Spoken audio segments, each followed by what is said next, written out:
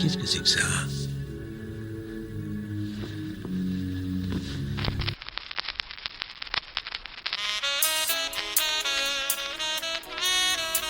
Non, non, non, non, non, non, non.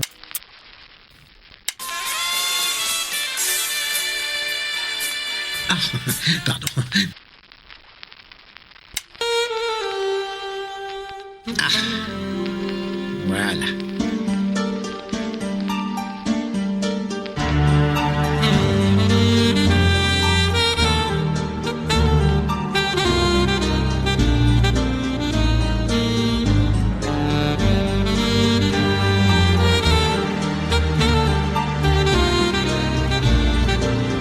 Bonjour et bienvenue pour ce 3e épisode d'Agatha Christie. Si vous nous rejoignez pour la première fois, quelques mots de présentation.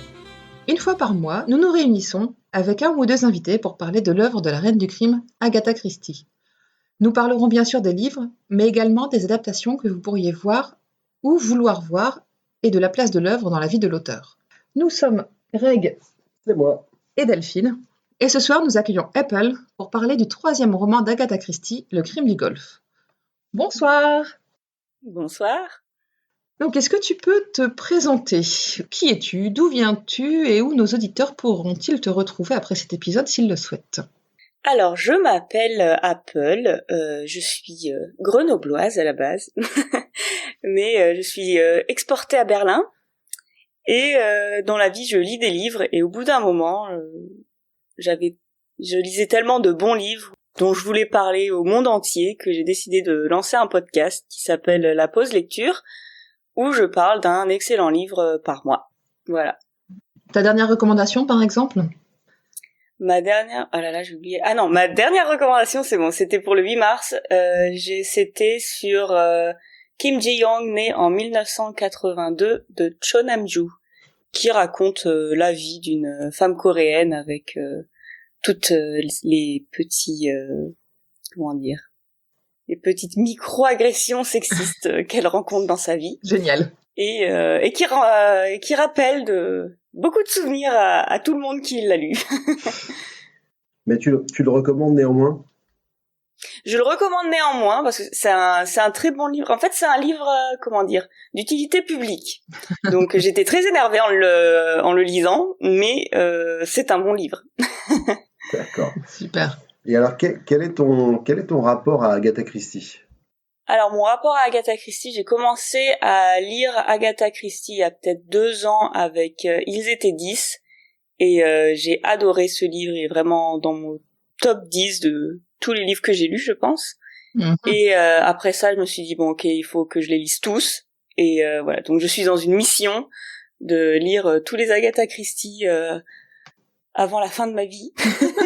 Bon, avant la fin, ça devrait se faire quand même. Il y en a une bonne cinquantaine. De mémoire, ça doit être 57 si je dis pas de bêtises. Sans compter ceux qu'elle a écrits sous le pseudonyme de Mary Westmacott. Oui, j'en ai lu une dizaine, donc non, je suis sur la bonne voie. Je cherche encore aussi ça. Il me semble qu'elle a écrit une biographie. Une autobiographie, oui. Ouais. J'enverrai la référence, le titre exact de l'autobiographie. Ouais, et j'ai eu du mal j'aimerais bien le lire en français, en fait. J'aime bien lire Agatha Christie en français. Mm-hmm. Et donc voilà, donc je le cherche. D'accord. Ok, très bien. Donc, l'épisode d'aujourd'hui portera sur le 3e roman publié d'Agatha Christie, Le crime du Golfe. Apple, est-ce que tu avais déjà lu ce livre ? Qu'est-ce que tu en as pensé de manière globale ? Alors non, je l'ai lu rien que pour vous. Enfin, rien que pour vous. À ce moment-là, rien que pour vous, en tout cas. Et ouais, j'étais un peu surprise parce que je pense que j'étais dans un mood un peu difficile, un peu moitié panne de lecture. Et en fait, ouais. D'habitude, les Agatha Christie, je les lu en un seul après-midi, genre un dimanche. Et celui-là, je sais pas, je le lisais, je passais un bon moment, puis je l'oubliais pendant une semaine, tout ça, mais au final, j'en garde un bon souvenir, et c'est surtout en voyant l'adaptation que je me suis rendu compte qu'en fait, je l'avais vraiment bien aimé. Donc, plutôt positif, même si c'est pas un coup de cœur comme Ils étaient 10, par exemple. Ouais, c'est pas ton préféré. Voilà. C'est pas mon préféré, mais en même temps, Ils étaient 10, il est dur à battre. Ah, mais c'est un de mes préférés, Ils étaient 10. Il y en a certains qui sont pour moi plus marquants, notamment, j'aime beaucoup Mort sur le Nil. J'aime Ah oui, il est beaucoup bien. le crime de l'Orient Express. J'aime particulièrement ABC contre Poirot. Oui. Mais oui, ceux-là sont. Ils étaient 10, c'est très Et tu marquant, as hein, vu, c'est très particulier. ouais, tu as vu que Mort sur le Nil, il est au ciné en ce moment. Oui, bah, j'en ai pas entendu beaucoup de bien. Je t'avoue que ça me donne pas très envie Ah d'y ouais? aller. J'ai- Bah moi, je vais quand même y aller. J'ai un pote qui m'a dit, tout le monde me dit que c'est nul, personne veut y aller, tu veux pas y aller avec moi? J'étais là, bon, Je t'avoue que d'accord. j'ai pas envie de payer le prix d'une place de ciné à 12-13 euros actuellement pour aller voir un film Alors, dont À je sais. à 12-13 euros, j'irai pas, Berlin, c'est peut-être moins mais cher. oui, il y a un ciné qui vend les places à 6 euros, donc Oui, ça va, ça tu va, vois. ça passe mieux, c'est clair. J'accepte de voir un film moyen pour 6 euros. Oui, ça passe. Ça passe mieux qu'à 12-13 euros, ouais, effectivement. Exactement. Delphine, veux-tu bien nous présenter l'œuvre? Tout d'abord, un petit pitch rapide, puisqu'on fera un résumé plus complet ensuite. C'est donc le livre commence avec le capitaine Hastings qui rentre en Angleterre après un séjour à Paris et qui rencontre dans le train une mystérieuse jeune fille dont il tombe sous le charme. De retour à Londres, il retrouve son colocataire et ami Hercule Poirot. Ils ont une petite relation à la Holmes et Watson, un peu dans ce livre. Et Poirot a reçu, au petit déjeuner, il ouvre une étrange lettre d'un homme qui habite sur la côte d'Opale, donc en France, qui lui demande son aide. Poirot parvient à déceler l'urgence dans la missive et décide d'accepter le travail qui lui est offert. Il s'embarque avec Hastings pour la France, mais malheureusement, ils arriveront juste à temps pour découvrir le cadavre encore chaud de leur client. Donc c'est un livre qui avait pour titre original Murder on the Links, autant dire que la traduction française du titre est totalement acceptable. Il a été écrit en 1922 et publié en mai 1923 aux éditions Bowley Head au Royaume-Uni, donc qui est l'éditeur d'origine d'Agatha Christie au Royaume-Uni. Et il a été publié en 1932 en France. Ils ont dû faire un gros paquet de publications, puisque pour l'instant, tous ceux dont on parle ont été publiés en 1932, par la librairie des Champs-Élysées. Pour le nombre de pages, l'édition d'origine comportait 247 pages, 256 pages au livre de poche et 181 pages dans mon édition de l'intégrale du Masque, sur le papier Bible tellement fin. Ouais. Si ton compte est bon. Ouais. Et dans mon édition, du coup l'édition du Masque de 2014, il y en a 280. Au format poche. Au format poche. Mais qu'ils ont écrit plus gros, ils ont bien fait. C'est moins frustrant pour les yeux vieillissants. Oh, même les yeux jeunes hein, qui ont besoin de lunettes. Exactement. On n'a pas dit que c'était Agatha 3e Majesty. Non, mais j'ai encore en tête le commentaire de mon ophtalmo, oui, qui m'a dit que je glissais doucement vers la presbytie. Ça m'est resté un peu sur le cœur. Courage. Merci. Courage. La traduction d'origine était de Marc Lauger, donc sur l'édition de 1932. Et elle était faite par Françoise Bouillot pour mon édition du Masque à la librairie des Champs-Élysées. Et donc toi, sur ton édition de poche, je pense, tu disais que les... Non, moi c'est débrouille-toi avec ça. L'éditeur n'existe pas. Ouais, librairie des Champs-Élysées pour la traduction française, voilà. Ouais, donc on ne sait pas... Peut-être que le traducteur n'a pas voulu assumer sa traduction. Bah, elle est normale, sa traduction, donc je vois pas pourquoi. J'ai pas vu trop de bizarreries. Bon, je l'ai pas lu en VO, mais l'histoire est cohérente et correspond au style qu'on connaît. Donc, jusqu'ici, tout va bien. Nous avons donc fini la présentation du livre et c'est donc au tour de Greg de s'exprimer pour son résumé qui sera très très complet. Donc, attention, si vous n'avez pas lu le livre et que vous ne souhaitez pas être spoilé, faites soit pause pour aller lire vite le livre. C'est une pause pour lire un livre. Ouais, il se moque de moi tout le temps, c'est pas bien. Donc faites pause et filez lire le livre avant de reprendre votre écoute, ou bien vous pouvez commencer à écouter et comme on va chapitrer l'épisode, vous pourrez aller au chapitre suivant quand vous estimerez que vous êtes on vous dévoile un peu trop de choses, ou bien même arrêter d'écouter complètement. Quoi. Même si on le souhaite pas, mais bon. Retourner à une vie normale, faire des trucs sympas. Les beaux jours reviennent, un petit peu de jardinage. Ouais. Voilà. On t'écoute. On y va ? On y va. Donc, comme tu l'as dit, l'histoire commence avec Hastings qui, dans le train, rencontre une jeune femme. Il la juge de prime abord manquante de tenue, mais finit par être conquis par le naturel de la jeune femme, qui part rejoindre sa sœur pour un numéro de danseuse qu'elles ont ensemble. Alors qu'ils se quittent, elle finit par se présenter malicieusement à lui sous le pseudonyme de Cendrillon. Quelque temps plus tard, alors qu'il a rejoint Poirot, ce dernier reçoit un télégramme d'un certain Monsieur Renaud qui lui demande son aide séance tenante, évoquant une menace sur sa vie. Poirot et Hastings se hâtent, mais lorsqu'ils parviennent dans le petit village du Boulonnais où réside son futur client, il est hélas déjà trop tard. Renaud a été retrouvé mort poignardé dans le dos et dans une tombe fraîchement creusée. L'inspecteur Bex, que Poirot a déjà rencontré, ainsi que le juge Hautet sont déjà sur l'affaire. Ils semblent intrigués de la requête du défunt.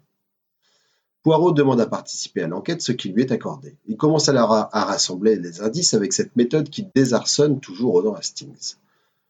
C'est clair, oui. On retrouve encore Hastings qui pense avoir trouvé les choses, deviné, et puis Poirot qui lui donne une petite indication, et Hastings il fait « Non, mais c'est pas possible, comment il a pu trouver ça, quoi ?» J'aime bien ce fonctionnement. C'est vrai que même dans ceux où il n'y a pas Hastings, on se dit mais il sort ces trucs du chapeau, quoi. Enfin, ouais, et puis c'est juste impossible de deviner, en fait. Mais là il va passer un niveau en déduction impossible. J'en parlerai un petit peu plus loin. Il y a un élément qui je me dis ouais là Ça va chercher loin. Voilà, il est juste visionnaire, quoi. Il a un pouvoir spécial, c'est qu'il élimine naturellement les faux indices pour se concentrer sur les vrais, et ça c'est vachement balèze. Ah ouais, mais là, quand même. Le duo ne tarde pas à rencontrer l'inspecteur Giraud, enquêteur de talent qui voit d'un mauvais œil l'implication de Poirot. Il rencontre également les Daubreuil, dont le visage de la mère est familier à Poirot, ainsi que sa fille Marthe, qui semble très curieuse de l'affaire. Hastings retrouve également Cendrillon, la jeune fille du train, elle aussi très curieuse de l'affaire. Il accepte au mépris de tout professionnalisme de montrer le cadavre à la jeune femme, et elle manque défaillir. Oui. C'est un bon chevalier servant, Hastings, il va lui chercher un verre d'eau. Oui, bah à la fin, c'est un nigaud. Franchement, il m'a énervé. C'est un nigaud. Là, mais... en fait, toutes les bêtises qui sont possibles de faire. Oui, non, mais c'est ça, c'est même plus de la naïveté, là, c'est de la bêtise. Enfin, c'est... Je sais qu'en 1930, on n'était pas encore au point où tout ce qui était médecine légale, mais quand même. Non, mais on peut expliquer le succès d'espionne genre Mata Hari quand elle tombait sur des gens comme Hastings, tu vois. Non, c'est ça. Tu peux me donner des informations? Oh, bah, c'est une femme, allez, vas-y, je te donne tout, vas-y, fais-toi plaisir. Bref. Les méthodes et théories de Giraud s'opposent à celles de Poirot, et d'ailleurs, les deux hommes ne s'entendent guère. Poirot part pour Paris, chiffonné par cette affaire qui lui en rappelle bizarrement une autre.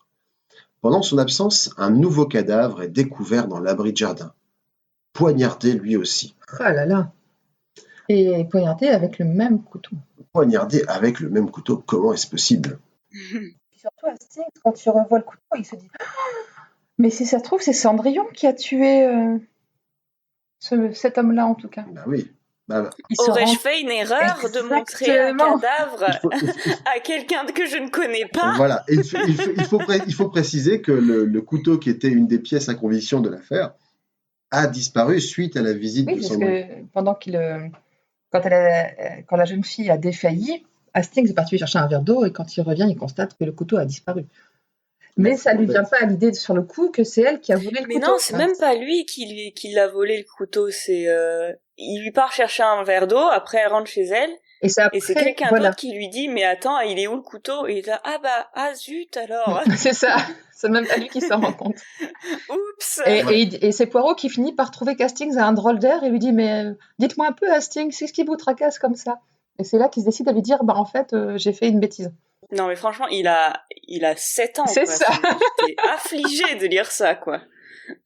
Hastings apprend que le fils du premier défunt, qui aurait dû prendre le train pour l'Amérique du Sud le soir du meurtre, était au contraire revenu sur place, ce qui automatiquement en fait, sinon un coupable, en tout cas un suspect intéressant.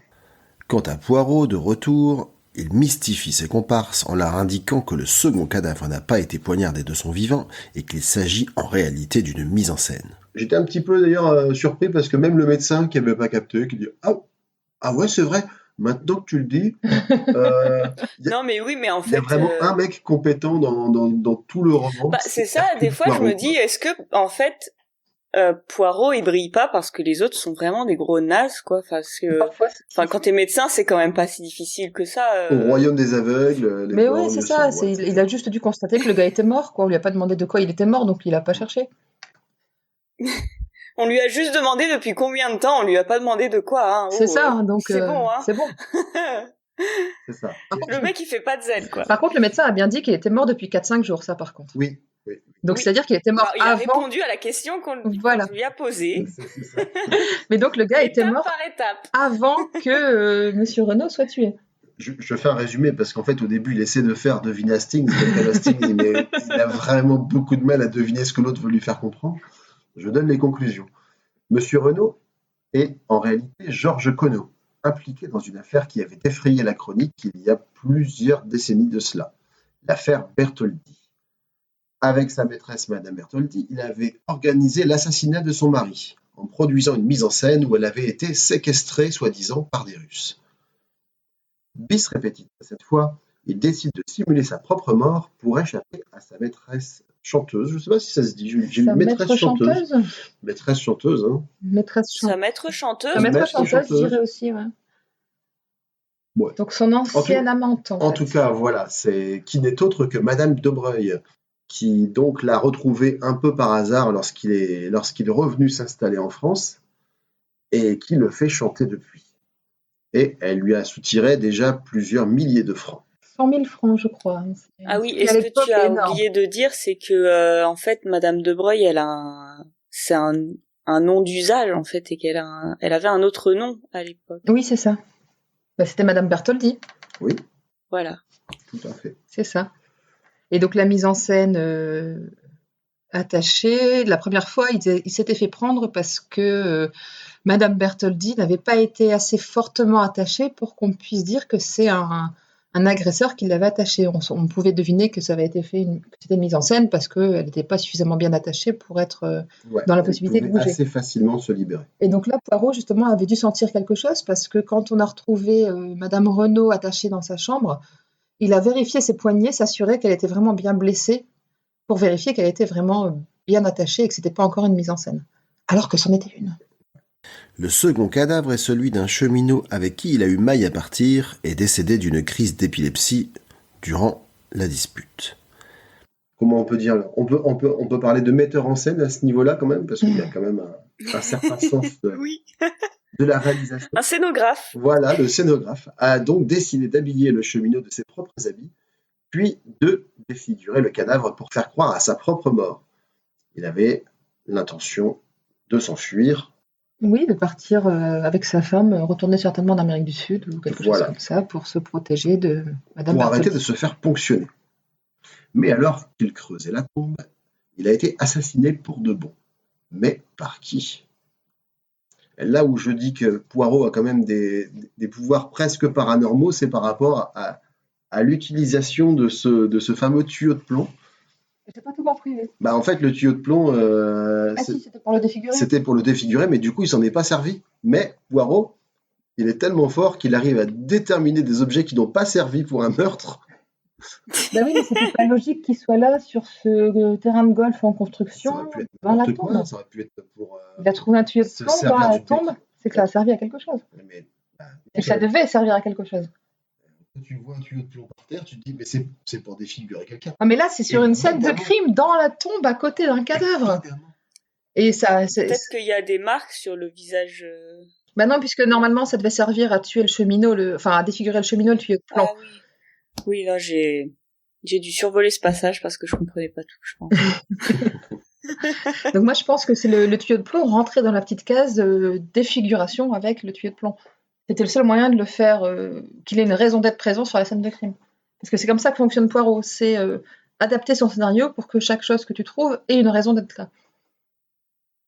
Ouais, n'empêche que bon, ça tombe toujours pile poil dans les bonnes cases, alors que quand Hastings fait la même chose, c'est à côté. Donc, Mais veut adapter l'usage des objets à son scénario. Il adapte pas le scénario à l'usage possible. Il fait le chemin inverse. Et je pense que c'est typiquement le le genre de truc qui, si ça sortait dans un livre aujourd'hui, ça passerait pas. Mais là, comme c'est Agatha Christie, ça passe. Ouais. Je continue mon résumé. Hastings et Poirot retournent à Londres pour remettre la main sur Bella Devine, qui n'est autre que la Cendrillon de Hastings. En tout cas, c'est ce qu'ils croient. Donc Bella Devine, qui est une personne qui a écrit une lettre d'amour. Dans un premier temps, on pensait que c'était adressé à Monsieur Renaud, dans laquelle elle menaçait de le tuer s'il ne lui revenait pas. Et pour finir, comme Poirot se rend compte qu'il y a eu une inversion de par-dessus entre les deux hommes, il comprend que c'est le par-dessus du fils donc de Jack Renaud, et que c'était donc Bella Devine était la maîtresse de Jack Renaud à un moment. Ils vont la voir en spectacle, et Hastings la retrouve un peu plus tard en coulisses, alors qu'il lui dit qu'il la pense coupable d'avoir tué Monsieur Renaud en pensant s'en prendre au fils, Jack. Ils s'avouent leur amour réciproque et lorsque Poirot survient, Hastings, dans un élan de chevalerie, se jette sur lui pour permettre à la jeune femme de fuir. Là aussi, j'étais affligée. Ouais, Poirot se démonte pas et dit « Bon, tu me lâches quand tu veux, en fait, qu'est-ce qui t'arrive ?» Donc il lui explique calmement qu'il ne compte pas arrêter sa belle, bien qu'Hastings soit persuadé qu'il devra presque Lui passer sur le corps. voilà, faire de son ami son rival, son ennemi. Il le dit à un moment. Voilà, vous réalisez qu'on est ennemis maintenant. Ouais, moyen. Mais j'ai trouvé que Poirot, il était quand même vachement zen. Enfin, Toujours. en fait, c'est comme si, genre, il prenait tellement pas Hastings au sérieux il prend même pas la peine d'être un peu en colère ou passablement agacé contre lui, quoi. Je crois que c'est quelque chose qu'il aime plutôt bien chez Hastings, son côté un peu chevaleresque, même s'il sait que ça peut le pousser des fois à faire des choses un peu surprenantes, on va dire. Comme il dit souvent venez voir Papa Poirot, confiez-vous à lui. Il a un côté très fleur bleue et les histoires d'amour, ça lui plaît, quoi. Donc il est très content de voir son ami Hastings amoureux et peut-être de se dire aussi qu'il sera débarrassé de ce boulet pour ses prochaines enquêtes, quoi. Ouais. Bah écoute, je dois t'avouer que j'ai pas lu beaucoup d'enquêtes avec Hastings, en fait. Donc c'est peut-être pour ça que j'étais un peu désarçonnée. Ouais. Et J'expliquerai plus tard pour quelle raison on voit pas trop Hastings ensuite. Ouais. D'accord. Moi, je pense que je sais. Si t'as lu la bio, tu le sais. J'ai lu la postface, en tout cas. Jack Renaud a été arrêté parce qu'il constitue, selon l'inspecteur Giraud, le coupable parfait. Donc Giraud, qui est un inspecteur très attaché aux indices physiques, qui lui fait justement coller le scénario aux indices qu'il a trouvés au lieu de chercher comment les indices peuvent entrer dans son scénario. Enfin bref. C'est deux méthodes complètement opposées entre les deux détectives et il y a une certaine rivalité entre eux qui est assez savoureuse, je trouve. Oui, puis on se moque assez quand même de Giraud, oui, beaucoup. De Giraud parce que il a pas du tout de tact. En fait, c'est vraiment l'inverse de Poirot, en fait. C'est un gros boulet, la personne avec ses gros sabots qui parle mal aux gens. Du coup, ça met vachement Poirot en valeur. Poirot qui arrive à parler aux gens pour qu'ils se confient, etc. Alors que Giraud, la première fois qu'il essaye d'interroger quelqu'un, on le fout dehors, quoi. Tellement que c'est un rustre, en fait. C'est ça. À vrai dire, Poirot peut avoir des fois ce côté un petit peu brut de décoffrage et désagréable, mais pas en comparaison aux autres, effectivement, c'est là aussi, comme tu disais, tu vois, au royaume des aveugles, hein, c'est au royaume des malpolis, Poirot, il est pas si pire sur l'échelle de Giraud, tu vois. Je sais pas si on peut dire que ce soit tellement un compliment par rapport à Poirot. Écoute, il faut... on prend les compliments où on peut. Donc le procès de Jack Renaud s'ouvre et d'une vilaine manière. Les accusations pleuvent, il se défend à peine. À chaque fois qu'il a l'occasion de démentir, c'est mou ou il refuse simplement de dire quoi que ce soit. En plus, il reconnaît que le poignard, c'est bien lui qui l'a offert à sa mère. Voilà. Et alors qu'il s'avère acquis que Jack va être déféré, une jeune femme se présentant comme Bella Devine vient se constituer prisonnière. Et on apprend alors qu'il ne s'agit pas de Cendrillon, mais bien de la sœur de celle-ci. Parce qu'Hastings ne la reconnaît pas vraiment. Voilà. Ah, parce que Hastings, voilà, il est amoureux d'une fille, mais bon, il y a sa sœur qui passe à côté. Il l'a vu dans un numéro avec sa sœur jumelle, mais il l'a pas reconnue. Enfin, il savait qu'elles étaient jumelles, mais comme il y en a une qui avait une perruque blonde et que l'autre était brune, il s'est dit, il y a une blonde et une brune dans les jumelles. Ça lui a pas tilté que deux jumelles qui n'ont pas la même couleur de cheveux, c'était un peu bizarre. Il est quand même simple, hein. En tout cas, l'affaire semble entendue. Jack lui-même concède qu'il a vu Bella le soir du meurtre et a voulu la protéger. Mais pendant ce temps, la sœur jumelle, donc la vraie, celle qu'on connaît sous le nom de Cendrillon, dont on apprend qu'elle s'appelle Dulcie, a rejoint nos héros. Mais un nouveau rebondissement survient lorsque la mère de Jack, Madame Renaud, décide de lui faire payer ses mauvais choix en le reniant. Jack part se réfugier chez Marthe, sous la surveillance de Poirot. Marthe, je ne sais pas si j'en ai déjà parlé, mais c'est la fille de Madame Dobreuil. Qui est l'amoureuse transie de Jack Renaud jusqu'à là. Tout à fait. La nuit apporte toutefois son lot d'événements.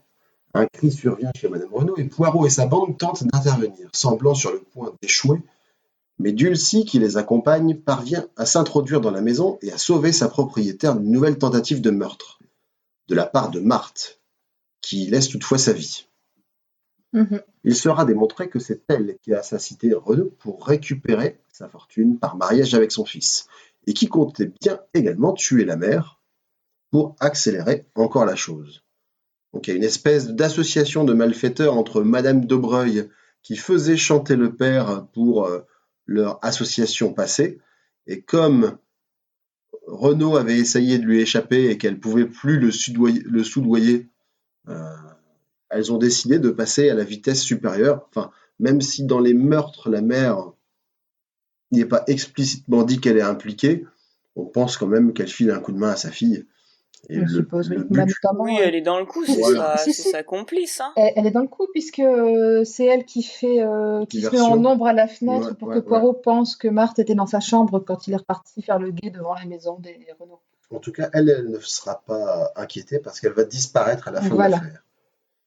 Et épilogue, une fin heureuse pour Hastings. Oui. Il retrouve sa chair et tendre et puis ils échangent un long et doux baiser.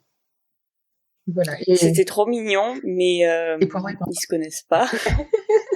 Ah ouais, moi j'ai trouvé que c'était c'est rapide, hein. La manière dont ils tombent amoureux et où ils se disent vraiment, mais moi je t'aime. Ah, tu pensais que j'aimais Jack, mais alors, mais je l'aime pas comme je t'aime toi. Mais attends, vous êtes vus 2 fois. Mais c'est ça. Oui, mais bon, mais je t'aime. Enfin, c'est quand même. Enfin, ça veut dire quelque chose, quoi. On peut dire. Moi, à la place, j'aurais dit, j'ai très envie de te revoir, j'ai envie d'apprendre à te connaître, tout ça. Mais là, non, c'est je t'aime, marions-nous, pas le time, quoi. On est dans les années 20 déjà, et je pense que ce genre de mariage par sentiment, parce qu'on s'aime, et non parce que ça arrange les familles, notamment dans la bonne société, ça devait pas être si courant que ça. Et donc je suppose que ça devait être le comble du romantisme à l'époque, de tomber amoureux au premier regard, et de se marier, d'avoir la possibilité de le faire. Oui, alors, pour ceux qui nous écoutent, ne vous mariez pas à quelqu'un que vous avez vu 2 fois. On est bien d'accord. Vraiment les filles, votre absence de romantisme me désole. Voilà. Moi, non, mais après... allez-y, mariez-vous. C'est génial. On recommence la scène de non-demande en mariage qu'on a fait pendant Mr. Brown. Non mais nous, ça fait plus que 2 fois qu'on s'est vu, c'est trop tard. Oui, là, c'est trop tard. Il aurait fallu que je te demande en mariage tout de suite. Là, ça n'a plus aucun intérêt maintenant. Là, ça fait... Non, puis en plus, je trouve ça un peu risqué parce qu'il me semble que dans les années 30, 20, le divorce n'était pas très bien vu, donc quand même, faut quand même être vachement sûr de son coup de foudre quand même. Mais en Angleterre, ça faisait quand même un certain temps qu'on pouvait divorcer relativement facilement. Ah oui, c'est vrai, grâce à leur roi. À leur roi Henri VIII, donc ça remonte. Ouais. Ça devait être au XVIe siècle, il me semble, Henri VIII, ou 15e, je sais plus. Ah ouais. Donc, ces eaux-là, ouais. Donc ça fait quand même 500 ans qu'on divorce en Angleterre. Henri VIII, c'était au XVIe, puisque c'est à l'époque de François Ier. Donc c'était au XVIe, oui. Voilà. Donc ça fait 500 ans qu'on divorce en Angleterre, c'est bon, tout le monde a l'habitude maintenant. Bah écoute, ils sont en avance, c'est bien. C'est bien pour eux. Comme quoi, pour pouvoir profiter d'une avancée sociale, il suffit juste d'avoir un roi qui avait un intérêt personnel. Exactement. C'est pratique. Il faut couper quelques têtes, si j'ose dire. Ouais. Maintenant, ça se règle un peu plus à l'amiable. Heureusement, on n'en est pas tous là, quoi. Ce serait un peu plus compliqué. C'est clair. On revient sur le roman. Qu'est-ce que vous en avez pensé globalement ? Alors, je l'avais lu une première fois il y a donc très longtemps et j'en avais gardé plutôt un bon souvenir. Le relire, j'y ai pris plaisir, je l'ai beaucoup aimé aussi encore. Par contre, je me rends compte que je devais être très naïve aussi à l'époque où je l'ai lu, parce que pour moi, Hastings ne me paraissait pas aussi bené que maintenant. Je me rends compte au fur et à mesure que je lis les histoires d'Agatha Christie que ce personnage d'Hastings, c'est vraiment surtout un faire-valoir pour Poirot, et je trouve ça un peu dommage malgré tout. Mais je prends toujours bien plaisir à lire les histoires d'Hercule Poirot, je me laisse embarquer. Là encore, je me suis laissée embarquer, j'ai un peu mis mon esprit critique de côté pour suivre cette histoire et adhérer complètement au fonctionnement de Poirot, au point de détester Giraud parce que c'est l'ennemi de Poirot, et puis dire oh, il est trop fort, il a tout trouvé, c'est trop bien et tout. J'étais bien contente, ça m'a bien plu. J'ai bien aimé la manière dont elle a utilisé un fait divers ancien pour justifier le crime présent dans le roman. Le fait de la répétition du crime, puisque ça a fonctionné une fois, on va recommencer, ça va fonctionner encore une fois. C'est très observateur de la nature humaine, je trouve. Et Je sais pas, moi, j'ai pas organisé beaucoup de meurtres, donc je peux pas dire. mais le fait de répéter, si ça marche, tu recommences. T'as pas besoin de t'embêter à faire mieux, puisque ça a marché comme ça, tu vois. Il y a eu quelques améliorations, genre la femme qui a été un peu plus serrée que la fois d'avant pour que ce soit moins flagrant. Mais oui, si ça a marché, on peut recommencer. Et puis on se demande combien de fois il aurait recommencé s'il n'avait pas été assassiné en cours de route. Normalement, aucune. Voilà. Il avait envie de s'exiler Bah, en Amérique du Sud et se la couler douce. Donc, oui, voilà. mais bon. Et s'il se refait découvrir, parce que finalement, M. Renaud, c'était devenu un homme relativement riche et connu, donc il aurait pu être reconnu quand même. Oui, mais au final, en fait, dans le livre, il dit qu'il parle pas de son enfance, tout ça. C'est vrai. Au final, avant Poirot, on arrivait bien enfin, il avait bien caché son jeu, au final. C'est vrai. Comme quoi, je dis, je mets vraiment mon esprit critique de côté quand je lis un de ses livres. Et toi, Apple, qu'est-ce que t'en as pensé de ce roman? Eh ben, écoute, Tu peux, ça y est, c'est hyper compliqué. Voilà, j'allais dire, tu peux donner un avis plus nuancé, voilà, ou plus plus franc. nuancé, plus développé que ce que tu as fait tout à l'heure. Bah écoute, c'est bizarre parce que j'aime bien ce livre. Vraiment, j'ai de l'affection pour cette histoire, mais je vois vraiment tous les défauts en fait. Mhm. Et je pourrais vraiment te faire une liste de défauts qui te ferait penser, mais en fait t'as pas aimé le livre. Mais si, j'ai vraiment bien aimé le livre.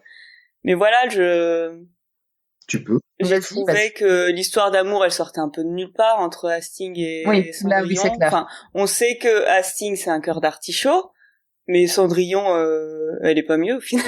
Enfin, j'ai trouvé que c'était une bonne idée, le fait de revenir sur un fait divers passé, mais j'ai trouvé que c'était mal amené. J'avais l'impression qu'au final, limite, elle savait pas comment le placer. Elle s'est dit, tiens, je vais mettre là, et puis comme ça m'arrange bien. Et j'ai trouvé ça dommage parce que c'était vraiment une bonne idée en fait. Mais voilà, un peu sorti du chapeau. J'ai trouvé que Giraud, il était très bien comme personnage de méchant. Je l'aimais pas du tout.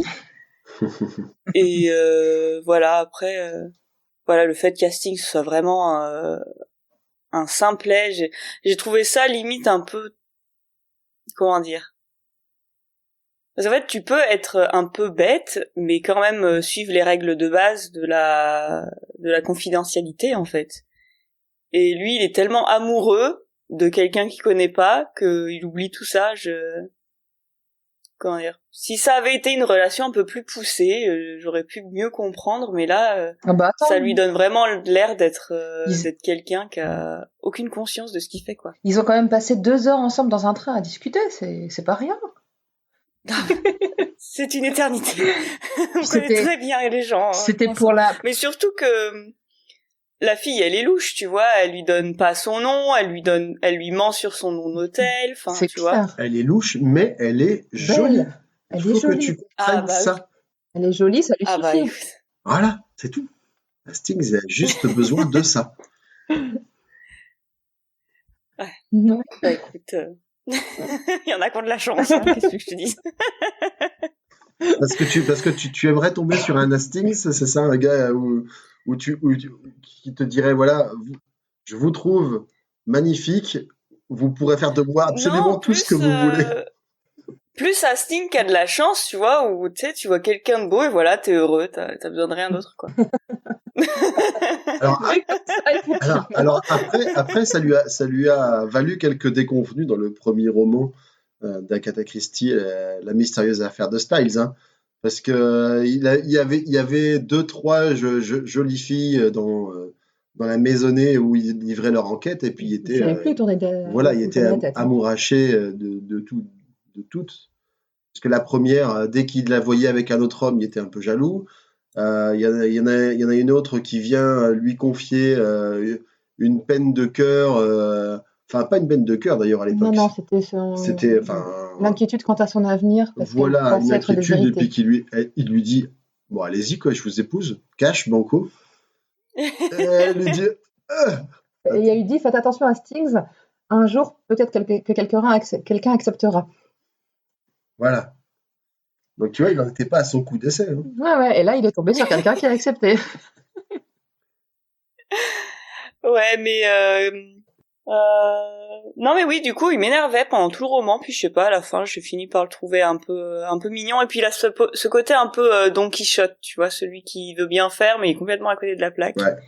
Bah, c'est ça. Hein. Et Clairement, moi, il m'a fait penser à Don Quichotte quand il commence à se dire, non mais ça y est, là maintenant, je vais devoir entrer en rivalité avec Hercule Poirot. Je me suis dit, mais qu'est-ce qui lui prend encore celui-là? qu'est-ce qu'il raconte? Bah, Poirot vient arrêter la femme que j'aime, je vais la protéger. Voilà, c'est un esprit chevaleresque, c'est tout à son T'as honneur. pas pris ton cachet, c'est ça? Et mais voilà, malgré tout ça, écoute, j'ai bien aimé, et puis comme je t'ai dit, c'est vraiment le fait de voir l'adaptation, c'est là où j'ai eu le déclic. J'étais là, mais non, en fait, je l'aime. Comme à Stings en fait. Exactement. Ah oui. Il a une trop belle couverture. Je l'aime. Et toi donc mon chéri, qu'en as-tu pensé? Alors, bah, moi, j'ai beaucoup aimé la patte Christie. Je trouve que de roman en roman, tu vois, qu'elle trouve, dès le premier roman, finalement, elle avait un peu trouvé son style, mais je trouve qu'il est encore plus marqué. J'aime beaucoup aussi les échanges, les saillies verbales des uns et des autres, où ça fait C'est vraiment un vif, petit hein. peu joute. C'est ça. C'est très fluide. J'ai l'impression que la trame du meurtre est un peu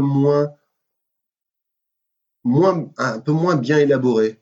Je trouve que dans Une mystérieuse affaire de Styles, parce que là, ça repose encore plus, je trouve, sur aussi des coïncidences. Mhm. Déjà, Ah oui. cette histoire avec les trois couteaux identiques, moi, enfin, coupe-papier pour le coup, ça m'a un petit peu agacé parce que globalement, les trois coupe-papier qui ont un rôle dans le meurtre, je veux dire, il y a une des personnes qui aurait pu se servir d'un autre couteau qu'il avait sous la main qui avait rien à voir avec ces trucs-là, et comme par hasard, ça crée de la confusion parce que c'est les mêmes. Après, pour les coupes papier, justement, tu m'en avais parlé, j'y ai réfléchi. La première fois, ça a été utilisé parce que c'était le couteau qui était censé être dans la table de chevet de Madame Renaud. Le deuxième, qui aurait été utilisé par Marthe, si elle avait l'intention de... C'était peut-être... elle peut l'utiliser comme un message pour Jack en disant « Fais gaffe à toi », tu vois, il reconnaît le couteau qu'il lui a offert, ça peut peut-être lui mettre un moyen inconscient peut-être de lui montrer qui a commis ce meurtre, d'une certaine manière. C'est de la psychologie à 2 balles, mais je me dis que ça peut être une raison. Et en plus, il peut se tromper avec celui qu'il a donné à son ex, du coup. Voilà. Mais ça, elle est pas censée le savoir. Bah, peut-être que si, peut-être qu'il lui a dit qu'il y avait 3 couteaux. Elle laissait peut-être pas. Alors, figure-toi que, ma chérie, que je t'offre un couteau, mais que j'ai un peu tendance à enfiler à toutes mes ex, donc t'enflamme pas non plus. Hein, c'est mon petit délire à moi. Quand j'aime bien une fille, je lui offre un couteau. Et en plus, c'est tout le temps les mêmes. Non, il n'avait fait que 3. Ouais. C'était avec quoi déjà? Avec un bout d'avion, du fuselage de son avion. Et donc ça m'a un petit peu Ouais, mais je peux comprendre. déplu. Oui, c'est pas très délicat de la part de Jack. Ouais. Après, ce qui m'a déplu aussi, c'est l'espèce de vaudeville qui se joue sur la scène du crime, quoi. Donc, il y a le gars qui est en train de creuser sa tombe qui se fait poignarder, soit, mais il y a Jack qui arrive à peu près dans les mêmes minutes, ainsi que Bella qui passait dans le coin. Enfin, je veux dire, Et chacun est persuadé que c'est l'autre qui a commis le crime. Voilà. Et au lieu d'en parler entre eux, pas chacun repart de son côté. C'est ouais, ça et puis pour arriver Ça tous doit à être peu près- incroyable en pièce de théâtre, par contre. Ouais, pour arriver tous comme ça en 10 minutes de temps, au même endroit, au beau milieu de la nuit, c'est quand même. Mais c'est parce que c'est le chemin le plus court pour aller de la ville jusqu'à la villa. Ouais, mais il fallait encore avoir besoin d'aller à la villa ou de repartir. Bah, Jack avait besoin de partir de la maison de son père pour aller dans la maison de Marthe, ou l'inverse d'ailleurs, je ne sais plus dans quel sens ça marchait. J'ai bien compris, mais le tout dans 10 minutes. Oui, par contre, c'est clair que le timing Voilà. est pas mal. Donc ça, voilà, ça m'a un petit peu. Je me suis dit, c'est quiproquo en série. C'est pas ce que j'ai préféré, mais par contre, j'aime bien les personnages. J'aime bien la manière quand même dont est construite l'intrigue. Et puis je trouve que le couple Poirot-Hastings c'est vite installé. Et je trouve peut-être Poirot un peu moins méchant Avec Hastings. dans celui-là que dans le premier roman. Il y a un peu plus de tendresse. Même des fois où il félicite Hastings, alors que dans le premier, même quand il voulait lui faire un compliment, il lui a envoyé une basket dans la tronche, quoi. Donc voilà, mon avis sur D'accord. globalement positif quand même. J'ai passé Oui, un oui. bon moment. Et en plus, pour une fois, j'ai vu l'adaptation avant de finir le roman. Donc c'était assez rigolo de prendre le parti inverse pour déconstruire ce que j'avais vu Ben oui. et compléter avec l'histoire, parce qu'on en reparlera un petit peu plus tard, mais il y a quand même pas mal de divergences, Ouais. même si ça reste une adaptation fidèle, il y a quand même pas mal de divergences avec le bouquin. Mais oui, et je lui disais, mais c'est pas comme ça dans le livre, fais pas attention, c'est pas comme ça, tu verras. J'ai bien raison. Ah, tu fais partie de ces gens qui parlent pendant les films pour dire que c'est pas pareil dans le livre. Mais non, mais c'est parce qu'il s'indignait en disant non, mais franchement, c'est d'accord. pourri, quoi. Donc je disais, bah Oui, ouais, parce que mais le livre, c'est pas comme ça, tu verras. ouais, dès le début, Hastings, j'étais là, mais Hastings, mais fais un effort, quoi, je veux dire, arrête de faire ton joli cœur. Bref, donc abordons maintenant la place de l'œuvre dans la vie d'Agatha Christie. C'est la Delphine, partie bio. Qu'est-ce que tu as à en dire? Ah ben, j'ai pas mal quelques petites choses. Vas-y. Donc je vous avais laissé là, sur le dernier épisode en 1921, en fin d'année, en vous disant que Agatha et Archie allaient partir pour un tour du monde. Excuse-moi, c'est son premier ou son deuxième mari, Archie? Son premier. D'accord. C'est son premier, c'est celui dont elle est tombée amoureuse juste avant la guerre. Et ils se sont mariés pendant la guerre en urgence au moment de Noël. En Noël 1914, donc vraiment au début de la guerre. Ok. Donc là, ça fait 7 ans qu'ils sont mariés, mais ça doit faire 2 ans qu'ils ont une vraie vie de couple et ils ont eu une petite fille. Non, un peu plus que 2 ans du coup. Donc Agatha et Archie vivent la vie d'une famille londonienne aisée, où monsieur travaille et madame s'occupe de la maison et de la famille. Enfin, dans le cas des Christies, madame s'occupe de la maison et laisse la nurse s'occuper de sa fille. C'est pas qu'elle aime pas sa fille Rosalind, elle l'aime profondément. Mais comme elle le dit elle-même, le temps passé à faire la vaisselle ou à passer le balai lui est plus profitable que celui à faire la conversation à la petite de 4 ans. Elle peut pendant ce temps-là laisser son esprit et son imagination courir, chose impossible au parc à surveiller une petite fille par exemple. C'est une conception des choses, qu'on partage ou pas, mais je peux comprendre. Pour avoir 2 enfants, c'est vrai que l'esprit n'est pas très disponible quand on est avec eux. Oui, mais au final, en fait, elle bosse. Elle bosse, oui, complètement. Mais à cette époque-là, madame bossait pas dans une famille aisée, c'était pas forcément concevable. Il y avait la nurse qui s'occupait des enfants et madame vaquait à ses occupations. Donc finalement, elle reproduit le schéma, mais tout en étant... Enfin, ce que je voulais dire, c'est que c'est pas parce qu'elle laisse la nurse s'occuper de sa fille qu'elle ne l'aime pas et qu'elle ne veut pas s'en occuper. C'est juste que ça correspond pas à son mode de vie. Oui, bon, écoute. Et donc on la comprend aussi. Ah oui, complètement. En fin d'année 1921, Archie retrouve le major Bletcher, qui avait été son professeur, et qui lui propose de l'accompagner. En fait, Bletcher est le type bien opportuniste, qui, s'il peut bosser le moins possible, le fait, en confiant à un subalterne la tâche de faire son travail. Et c'est exactement ce qu'il va faire avec Archie. Donc Bletcher est censé faire un tour des dominions de l'Empire britannique pour préparer une exposition sur les produits de l'Empire britannique, qui devrait avoir lieu en 1924. Et donc il prévoit de partir pendant une dizaine de mois en 1922, faire ce petit tour des dominions, récolter les infos dont il aura besoin, et il propose à Archie d'être son assistant. Archie hésite, mais Agatha, elle, lui dit « Vas-y, on fonce, c'est l'occasion de voyager. » Elle rêve que de ça, de voyager. Donc, ils acceptent la proposition. Et en plus, c'est plutôt bien payé. Donc, ça permettra de s'offrir notamment des petites vacances dont Agatha rêve dans certains endroits qui la font rêver. Ils décident de laisser leur fille Rosalind avec Madge, la sœur d'Agatha, et également, de temps en temps, la garde de Carla, la mère d'Agatha, qui commence à avoir sa santé déclinée. Agatha est très enthousiaste à l'idée du voyage, ça lui permettra de découvrir des lieux inconnus, dont le seul nom la fait rêver, comme Honolulu. Et d'ailleurs, elle prévoit de passer quelques temps de vacances là-bas avec son mari au milieu du séjour. Ça a été négocié avec le major Bletcher, il n'y a pas de souci, ils le rejoindront pour la suite du voyage. Son enthousiasme est un peu calmé parce qu'elle a un terrible mal de mer dès qu'elle met le pied sur un bateau. Donc quand la traversée est longue de quelques semaines, elle se remet sur à peu près le milieu du trajet et ça lui permet de profiter de la vie à bord.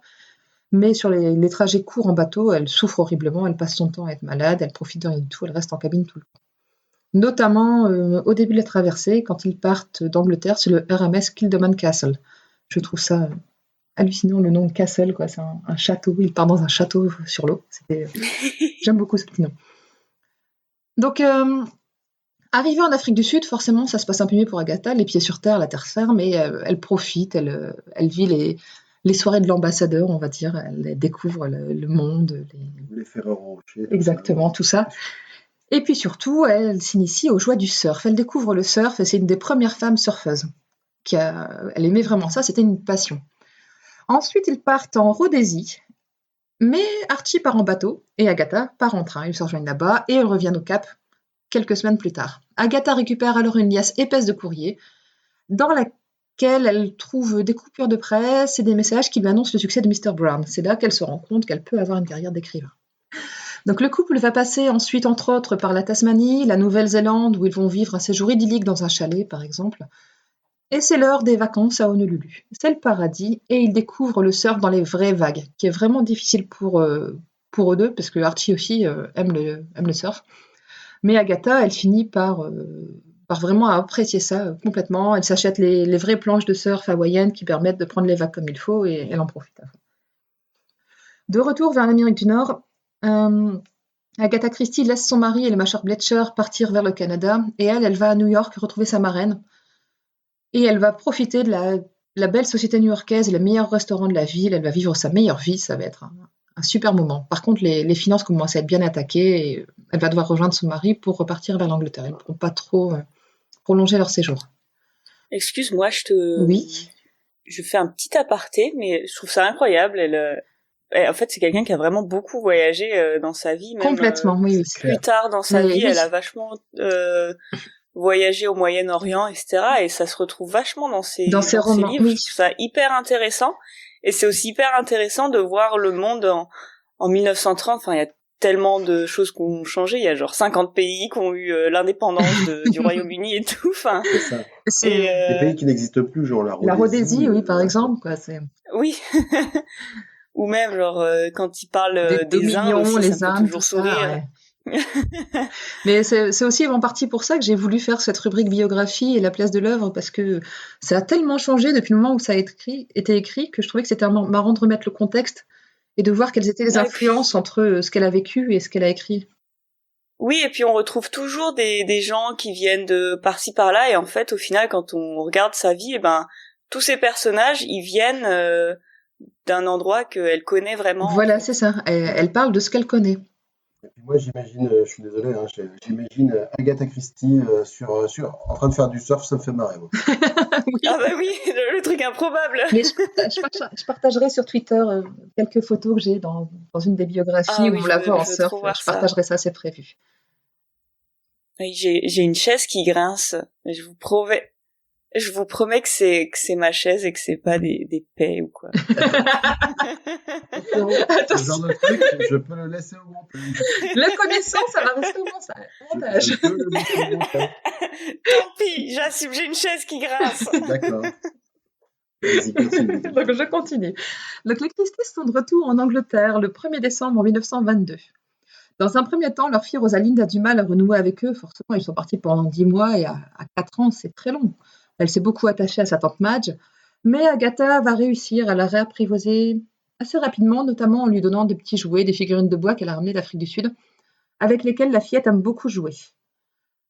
Archie, lui, peine à renouer avec la vie de bureau. C'est vraiment pas quelque chose qui lui plaît. Il lui manque une passion, quelque chose qui lui donne le feu.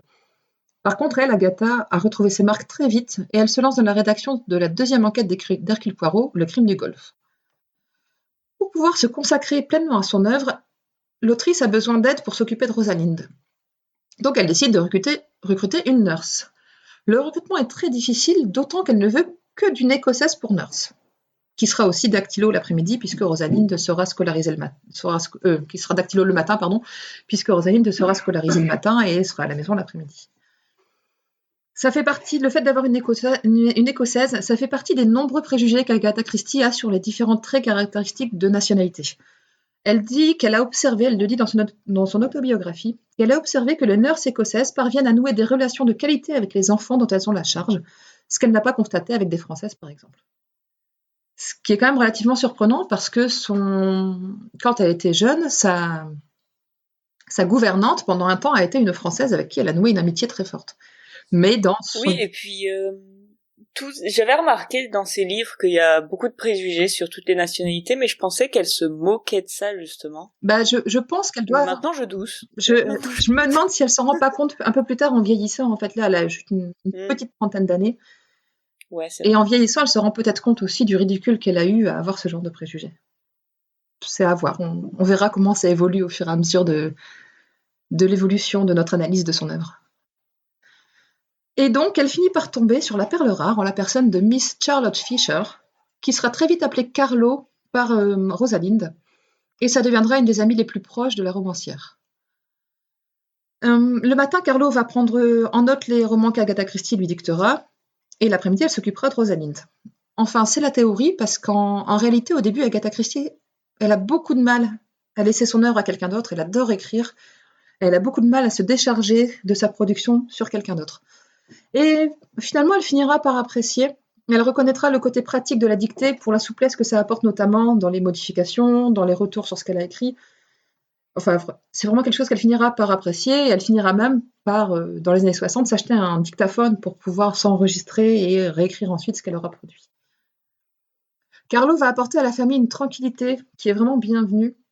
Et Agatha le formule dans son autobiographie en disant « J'avais Carlo et la paix domestique ». C'est vraiment tout ce qu'il lui fallait pour pouvoir se lancer à fond dans son œuvre et nous offrir la quantité de romans qu'elle nous a fournis par la suite. Pour écrire Le crime du Golfe, elle s'inspire d'un fait divers sanglant qui est survenu en France. C'est pour ça qu'elle situe l'action du roman en Normandie. Ça lui permet également de confronter Poirot avec un autre enquêteur aux méthodes différentes. C'était pas en Normandie d'ailleurs l'action, mais sur la côte d'Opale, je me suis trompée, je sais. J'ai vu Greg qui faisait nom de la tête, c'est pour ça que j'ai corrigé. Tu te souviens du nom de l'affaire qui l'a inspiré ? Non, j'ai plus le nom, faudrait que je retrouve. Je peux le retrouver et te le donner, il n'y a pas de souci, mais je l'ai pas noté. Ouais, je veux bien, s'il te plaît. Mais dans l'adaptation qui en est faite, effectivement, il situe ça à Deauville, mais c'est pour ça que j'ai. Dans le roman, c'est pas à Deauville. Non, c'est vraiment. On précise bien que c'est à Merlinville, entre Calais et Boulogne. À mi-chemin entre Calais et Boulogne, oui. D'accord. Et donc, le fait de situer son roman en France, ça va permettre de confronter Poirot avec un autre enquêteur aux méthodes différentes. Il y a vraiment des méthodes beaucoup plus terre à terre, on va dire, qui préfèrent se fier aux indices qu'il a trouvés plutôt qu'au scénario qu'il peut construire avec ce qu'il a pu observer. Donc, c'est une histoire complexe qui fait appel au meurtre du passé pour expliquer celui du présent. Et pour rester dans le modèle holmésien, Agatha a choisi de faire cohabiter Poirot et Hastings, mais ça va durer qu'un certain temps, parce que leur proximité la dérange pour développer le personnage de Poirot et pour lui permettre de vraiment rencontrer son public. Elle estime que le duo Hastings-Poirot est peut-être trop proche du duo Watson-Holmes et va peut-être l'empêcher justement de vraiment accrocher le public sur ce personnage. Donc elle choisit de marier le capitaine avec l'une des protagonistes du roman et de le faire aller vivre en Argentine, d'où il reviendra de temps en temps pour une visite à son ami belge. C'est pour ça aussi que tu l'as certainement moins vu dans les livres que tu as pu lire, parce qu'Hastings va revenir dans certaines enquêtes pour rendre visite à sa famille, rendre visite à ses amis, et il repartira en Argentine vivre avec sa femme et par la suite leurs enfants. Ah cool, donc en fait, tomber amoureux en 2 rendez-vous, ça marche. Bah, pour lui en tout cas, ça a marché. Lors de la publication du roman, Agatha Christie s'est attachée à suivre les différentes étapes, avec un soin qu'elle mettra tout du long de sa vie, notamment sur le choix des couvertures. Elle a été très souvent mécontente du choix des couvertures et les a fait souvent retravailler. Pour ce roman, Le crime du Golfe, elle raconte que la couverture d'abord proposée par son éditeur ne correspond en rien à son roman. Elle dit dans son autobiographie « À part avoir des couleurs horribles, c'était mal dessiné et représentait, autant que je pouvais en dire, un homme en pyjama sur un parcours de golf victime d'une crise d'épilepsie mortelle. Puisque dans le roman, l'homme assassiné était habillé normalement et avait été poignardé avec une dague, je ne fus pas d'accord. » Donc en gros, pour elle, ils avaient fait un gros mélange entre le SDF ou le cheminot assassiné qui était mort d'une crise d'épilepsie et Monsieur Renault qui était en sous-vêtements dans un par-dessus qui a été assassiné sur le golf. Et ça lui plaisait vraiment pas. Elle a voulu refaire cette couverture pour que ça lui plaise parce qu'elle estimait que la couverture c'est le premier moyen d'accrocher le lecteur sur un livre. Et si la couverture ment par rapport au contenu, ça risque de Elle a raison. de déplaire, quoi. C'est normal, elle avait complètement raison. Le crime du Golfe est dans les pays anglo-saxons reconnu comme un roman de type français, inspiré notamment du mystère de la Chambre jaune, qui est vraiment un roman qu'elle a adoré quand elle était jeune. Poirot y est dans son élément, marquant que la nature humaine est remarquable par sa capacité à se répéter sans originalité. Et un petit fun fact que j'ai trouvé sur le site officiel anglais d'Agatha Christie. D'après le jeu Jeopardy, le crime du Golfe est le premier roman à contenir l'expression « la scène du crime ». Le premier roman d'Agatha? Le premier roman policier de toujours. Waouh! Donc c'est dans ce roman que l'expression « la scène du crime » est apparue. Pour la première fois dans une œuvre écrite. Je trouve ça incroyable. Ben ouais, j'ai trouvé ça assez intéressant. J'aime bien aller faire un tour sur ce site. J'ai trouvé le lien sur Wikipédia là, lorsqu'on a fait la mystérieuse affaire de Styles. Et donc il y a toute une partie, petites anecdotes sur le roman qui est très sympathique à chaque fois, je trouve. Ce qui est rigolo, c'est de se dire que du coup, dans toutes les affaires que Sherlock Holmes a eu à résoudre, à une seule reprise, il a employé l'expression « la scène du crime ». Je ne suis pas allée vérifier, mais c'est ce que Jeopardy semble dire. Le jeu Jeopardy. Alors que maintenant, on n'imaginerait limite même pas un roman policier sans les mots « la scène du crime ». Complètement, le moindre téléfilm qu'il y a sur TF1 avec une histoire de meurtre, tu trouveras toujours ce terme-là. Ouais. C'est devenu un lieu commun, quoi. Mais ouais, complètement. Même les flics, je suis sûre qu'ils se le disent. C'est ça. Donc voilà, je laisse là la vie d'Agatha Christie se dérouler tranquillement parce que pour le roman suivant, il y a énormément de choses à dire et j'en reparlerai donc. Donc on va aborder maintenant les adaptations. Les adaptations de cette œuvre, on en a vu 2 de notre côté. La première est évidemment l'adaptation avec David Suchet. Voilà, mais avant ça, je précise juste qu'il existe quelques adaptations du crime du Golfe, notamment un feuilleton radiophonique de 1990 avec la voix de John Moffat pour jouer Poirot, qui apparemment était un habitué de ce rôle-là, en fait. Il y a également une bande dessinée de François Rivière pour le scénario et Marc Piskic au dessin. Et au niveau cinématographique, les principales adaptations sont donc des téléfilms, et nous en avons vu 2, nous, pour notre part, et je pense toi, Apple, tu en as vu 1, c'est ça? Ouais. Donc notamment, comme tu disais, la série Agatha Christie. La fameuse série avec Suchet. David Suchet, tout à fait. Voilà, et Hugh Fraser dans le rôle de Hastings. Ouais. Donc c'est plutôt fidèle au roman original. Il y a quand même des simplifications, comme ce qu'on avait pu voir dans La mystérieuse affaire de Styles. Là, il y a une grosse simplification qui enlève une petite partie du mystère qui est que dans cette histoire-là, il n'y a pas de jumelles. Ah oui. Oui, et du coup, c'est encore plus bizarre le fait qu'ils finissent ensemble à moi, ça m'a... et la chanteuse. Ça m'a vraiment surpris et c'est pour ça que j'ai trouvé ça mieux dans le roman. Parce que c'est vrai que, à la limite que 2 sœurs soient impliquées dans la même affaire, indirectement, pourquoi pas, mais surtout que là, c'est un peu plus éthique, on va dire, de voir que c'est pas la même femme qui passe de l'un à l'autre. Oui. Voilà, qui est avec le frère et puis qui avait menacé à un moment de tuer le gars s'il allait avec une autre femme et puis qui finalement rencontre Hastings et puis qui oublie complètement son amour précédent, quoi. Oui, et puis surtout qu'en fait, on passe d'une scène où en gros ils se regardent avec des grands yeux pleins d'étoiles et tout, en mode j'allais me faire pendre pour te protéger, quoi. C'est ça. Et après, il y a Poirot qui va lui je sais pas, prendre le thé chez elle, et après, scène de bisous avec Hastings. Je sais pas ce qu'il lui a raconté. C'est ça. Ouais. Mais il est persuasif, le Poirot. La vache. Mais Poirot, c'est un messager de l'amour. C'est comme ça, c'est... C'est Cupidon, même, hein. Ouais, il y a des petites ailes dans le dos, c'est parce qu'on ne le voit pas, mais il est plutôt efficace. Hein. Ouais, bah je vois ça, j'étais là, bah déjà que c'était un peu léger comme histoire d'amour. Ouais. Ah, mais là, celle-là encore plus, ouais. Quoique dans le film, vraiment, ils ont plusieurs dates, etc. Bon, Oui. ils ont des rencarts, ils ont au moins 3 rencarts dans le téléfilm. C'est ça. Oui, quand même, ils ont quand même plusieurs rendez-vous. Largement de quoi se marier. Ouais, Oui, c'est ça. mais il y a un autre truc que j'ai pas compris, c'est que le père, en fait, ils disent que c'est son beau-père. Oui, Et je me suis dit, j'ai pas compris peut-être pourquoi qu'il y a non une plus. explication, et en fait, ils livrent aucune explication, je vois pas ce que ça change que ce soit un beau-père, je pense en fait. Pour une question d'héritage, peut-être. Il rattrape le coup de la mystérieuse affaire de Styles, où normalement la belle-mère était devenue la belle-mère des mère. enfants, là, c'était leur mère. Donc en fait, voilà. Du coup, ils se trompent 2 fois au lieu d'une, quoi.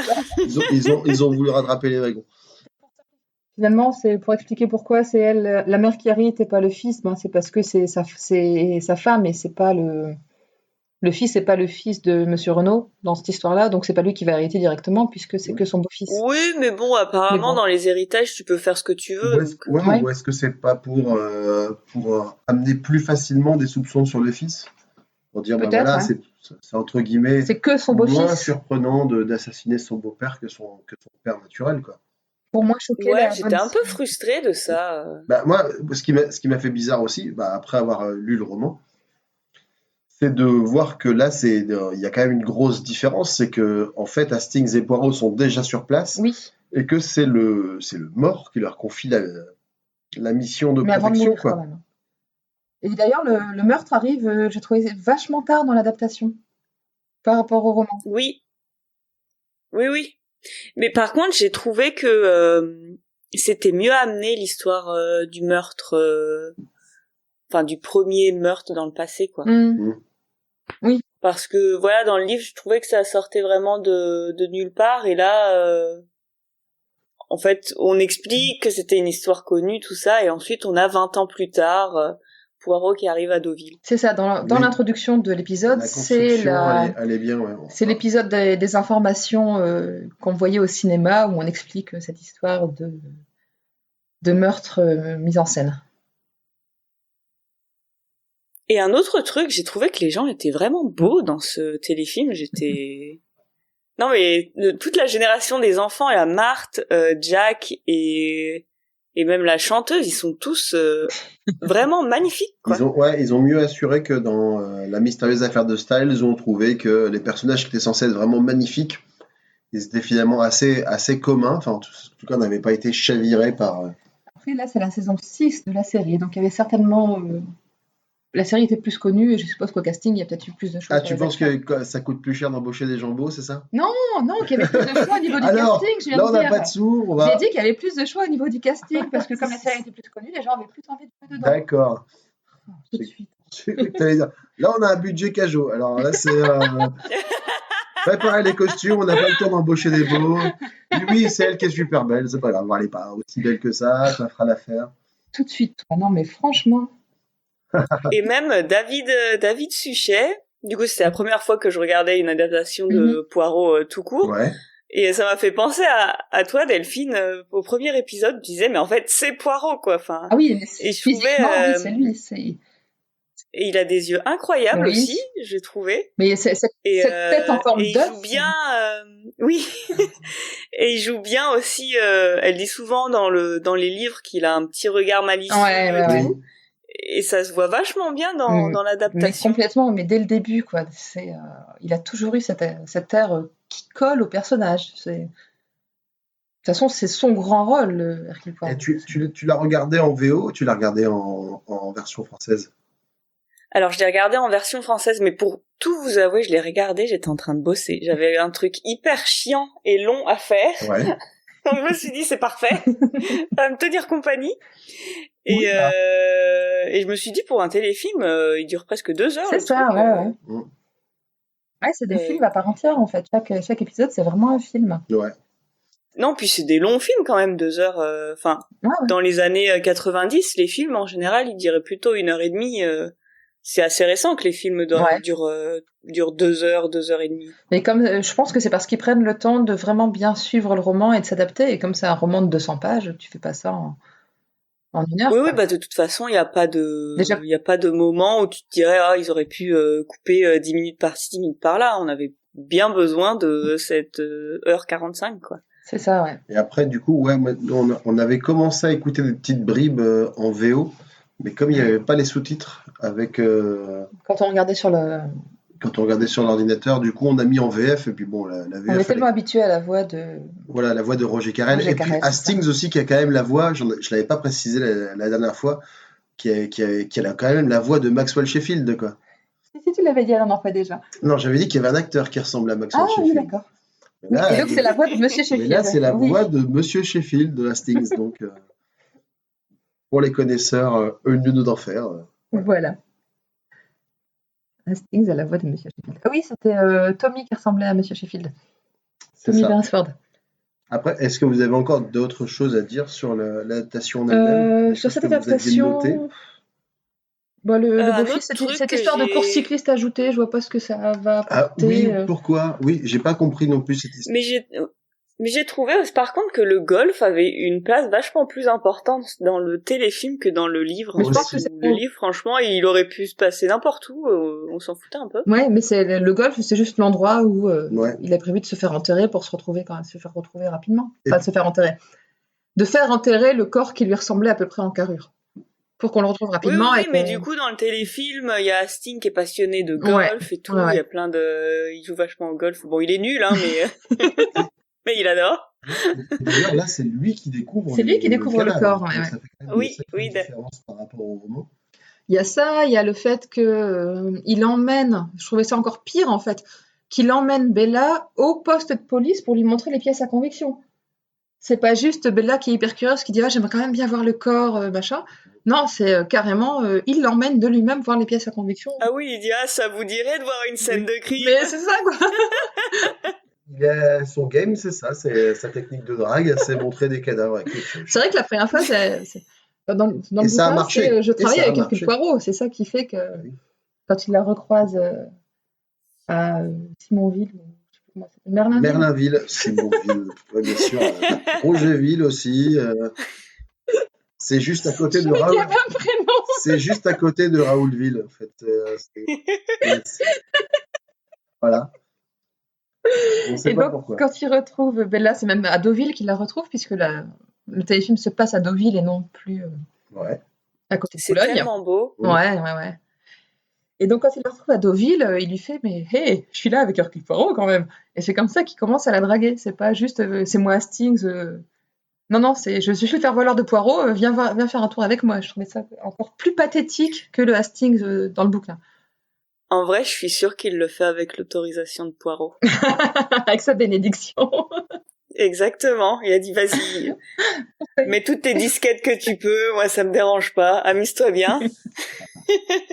Et aussi, il y a une légère transposition dans le temps, parce que le roman a été écrit en 1922, on avait C'est dit. ça, en 22, ouais. Et là, l'histoire de l'adaptation se passe en 1936, on ne sait pas pourquoi. Peut-être pour assurer la continuité avec les épisodes Je pense que ça de doit être ça, Poirot tels puisque qu'ils sont c'est saison tournés. 6, donc Voilà. ça doit être pour une question de... Il y a peut-être eu entre-temps la guerre ou je ne sais quoi. Bah non, en 36, il n'y a pas la guerre. Moyen, quoi. Ouais, je sais pas. Ça doit être pour coller aux épisodes de la saison qui se passent dans les années 30. Je Sans suppose. doute. J'ai pas regardé les autres épisodes de la saison, donc il y en a 6 Et- ou 8, il n'y en a pas beaucoup. Hein, Et mais- Giraud, alors du coup, avec il y a aussi cette histoire de Paris, Oui, où si jamais... Ah oui! Si jamais c'est lui qui découvre au premier, Poirot, dans le roman, il décide de parier 500 francs. ouais. Mais dans l'adaptation, Giraud dit que si jamais il gagne, voilà. Et en échange, si c'est Poirot qui gagne, Giraud doit lui donner sa pipe. Ouais. Et je trouvais ça, moi, je trouvais ça pas mal, ce pari-là. Où chaque... Je trouvais ça pas mal, mais au final, il était, il devient un peu sale au final, Poirot. Il était là. Non, mais tu sais quoi, j'ai gagné, mais je veux pas de ta pipe, comme ça, à chaque fois que tu vas fumer, Ouais. tu penseras à moi. Et j'étais là, c'est un peu, je trouvais que c'était un peu, que ça correspondait pas vraiment enfin, moi, Poirot, je le vois quand même comme quelqu'un de globalement assez bienveillant. Oui, très gentil, oui.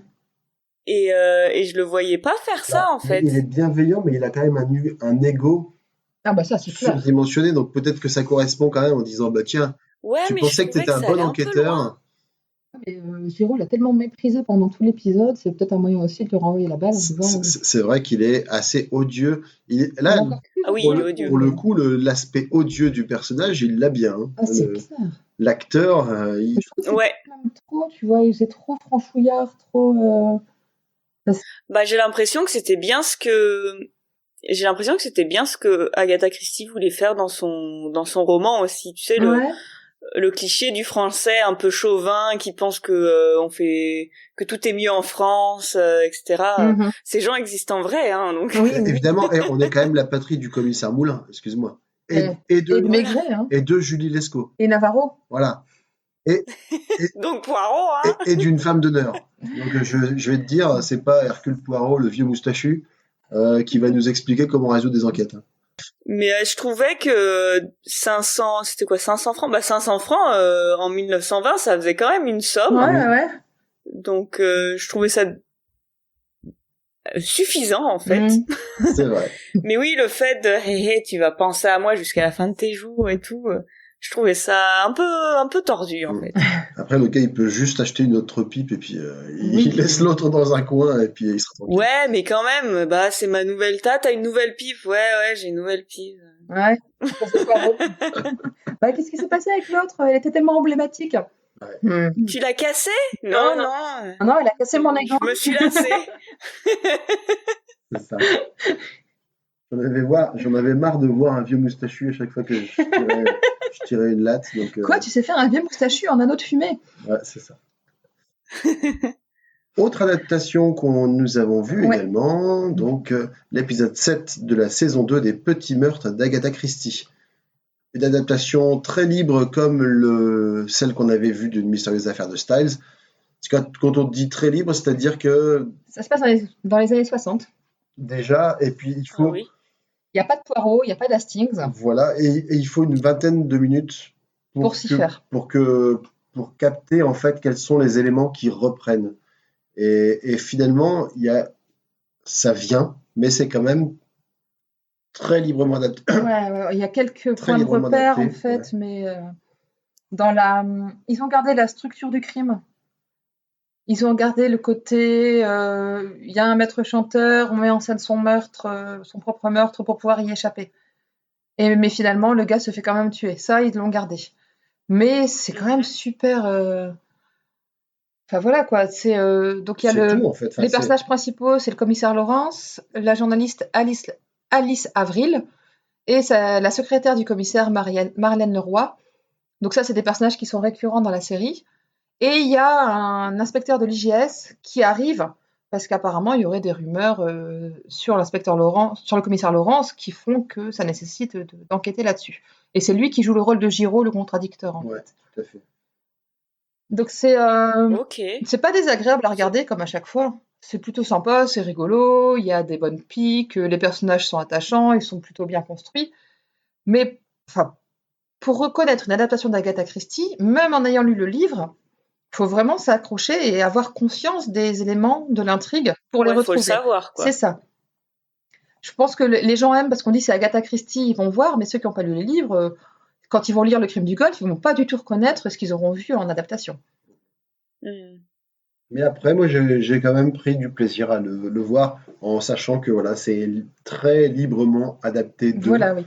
Il faut accepter que c'est juste c'est juste l'intrigue qui est reprise et pas l'ensemble de l'histoire. Moi, je pense à un petit peu comme un petit boulot d'enquête à temps plein, tu vois, justement. Tu connais le roman, tu sais ce qui va se passer, et puis tu vas chercher dans l'adaptation quels sont les éléments qui sont repris ou tout ce qui... Tu laisses de côté tout ce qui n'a rien à voir, et puis après tu te laisses un petit peu embarquer par les aventures, les interactions entre les personnages, où il y a toujours un peu rigolo, un peu burlesque sur certains côtés. Voilà, il y a la secrétaire. Là, pour le coup, il y a la secrétaire, donc Marlène, qui est dépitée de voir son patron, dont elle est plus ou moins secrètement amoureuse. Du coup, pendant un moment, il est mis au bitard, et puis du coup, il se retrouve à essayer de suivre l'enquête de la prison, alors qu'elle lui amène plein d'informations, etc. Et que du coup, elle a dû se mettre au service de l'inspecteur de l'IGS, qui, au début, se fait passer pour un ami, ouais, fan du commissaire Laurence. du commissaire Laurence, mais qui très vite, tu comprends en fait qu'il a qu'une seule envie, c'est de le faire tomber, quoi. Et au plus la trame avance, au plus à un moment il pète un câble, à un moment il essaie même de le tabasser. C'est ça, oui. Ok. Mais finalement, on en arrive presque à avoir le meurtre comme histoire annexe. C'est plus comme là. Ah oui, c'est focus vaudeville. C'est ça, c'est plus focus sur les relations entre les personnages et l'intrigue qui se déroule, plutôt que sur le meurtre. Le meurtre devient presque un prétexte à les réunir par moments ensemble et C'est sorti quand, ça? ça fait 3 ou 4 ans, je pense. J'ai pas noté. J'ai eu du mal à le trouver. Hein. Et après, ce qui est sympa aussi pour nous, c'est que nous on est ch'tis, quoi, et puis ça se passe en général dans le Nord, quoi. Donc, Ça se passe à Lille directement. Ouais. voilà, ça se passe à Lille. Ah ouais, ça doit être sympa de voir ça. La journaliste, elle travaille pour La Voix du Nord. Chaque fois, il y a des éléments vraiment de la région. Tu peux reconnaître des endroits. C'est ça, tout quand ils sortent, donc, tu fais ah, c'est la Grand Place. Ah, oui, je Donc, connais. vous avez de la chance parce que moi, le dernier film que j'ai vu qui se passait à Berlin, c'était Equilibrium et franchement, c'était pas ouf. Ah ouais, alors, avec Christian Bale. Ouais, c'est filmé à Berlin. On reconnaît, hein, mais bon, c'est pas ouf. Hein. Regardez l'adaptation de Poirot à la place. Hein. Mais ouais, surtout que moi je trouve qu'il y a un vrai travail scénaristique sur cette adaptation finalement. C'est pas juste une reprise de quelque chose qui a été écrit par Agatha Christie et mis en image. C'est une inspiration. Il y a eu, ah oui, d'accord, c'est bien, le crime qu'elle a imaginé, c'est vachement bien, on va s'en servir, mais autour, on va construire notre histoire. Et j'aime bien. Franchement, ça fait 2 fois qu'on voit un épisode et ça fait 2 fois qu'on est agréablement surpris. Ouais. Cool. Ouais. Si tu as l'occasion de regarder, alors peut-être que ça te plaira pas, mais... Oui, bah en fait, si c'est dit de but en blanc, librement inspiré, bon, Mais bah, je pense c'est pas librement inspiré, hein, c'est la vie. Hein. C'est pas écrit dans le générique inspiré du crime du Golfe, mais juste inspiré justement. C'est pas. L'épisode s'appelle Le crime est notre affaire. Alors là, moi, j'ai bondi au plafond parce que Le crime est notre affaire, c'est un roman avec Tommy et Tuppen, c'est pas un roman avec Hercule Poirot. Donc, mais complètement, ils ont mélangé 2 trucs ensemble, quoi. Ça va pas du tout. Ça va pas. Le crime est notre affaire, c'est Tommy et Tuppen, c'est pas. Mais c'était vachement bien quand même. J'ai bien aimé vraiment. Voilà. Je pense qu'on a fait. Super. Enfin, je sais pas si tu as des choses à dire encore. Bah, lisez-le. Exactement. Très bien. Lisez-le, c'est sympa. Ça permet d'avancer dans la connaissance de la plume d'Agatha Christie et du personnage d'Hercule Poirot. Et dans le prochain roman avec Hercule Poirot, ce n'est pas un roman, mais un recueil de nouvelles qui s'appelle Les Enquêtes d'Hercule Poirot, qui fera l'objet de notre 5e épisode, si je ne dis pas de bêtises. Possible. Et du coup, le prochain, c'est L'homme au complet marron. Et qui sera une histoire de... Avec qui, celle-ci? Des personnages qu'on ne connaît pas encore. Notamment un personnage inspiré du Major Bletcher et qui a été largement inspiré par le tour des dominions des Christie. Par plein de choses qu'elle a vues en Afrique du Sud, qu'elle a vues en Rhodésie. Ah, trop bien. Ouais, avec notamment une histoire de trafic de diamants. Apple, est-ce que tu peux rappeler une dernière fois à nos auditeurs où est-ce qu'ils pourraient te retrouver? Bien sûr, alors vous pouvez me retrouver sur Spotify, Apple Podcast, tout ça. Le nom de mon podcast, c'est La Pause Lecture. Et si vous voulez me trouver sur Twitter, c'est Pause Lecture Pod. Très bien. Agatha Christie est un podcast du label Podcut. Vous pourrez nous retrouver ainsi que les nombreux autres podcasts du label sur le site podcut.studio et sur le serveur Discord de Podcut. Vous pouvez également nous soutenir en donnant à partir de 1 € au Patreon de Podcut qui servira à la vie de tous les podcasts qui font partie du label. Agatha Christie est aussi présent sur les réseaux sociaux. Donc on a un compte sur Twitter @Agatha Christie avec une majuscule à Agatha et à Christie. Également sur Instagram aussi @Agatha Christie et sur Facebook où il suffit de charger la page Agatha Christie, c'est bien, c'est qu'on n'a pas d'homonyme, donc on nous trouve assez facilement. Ne cherchez pas Agatha Christie parce que là par contre vous aurez une blinde de pages.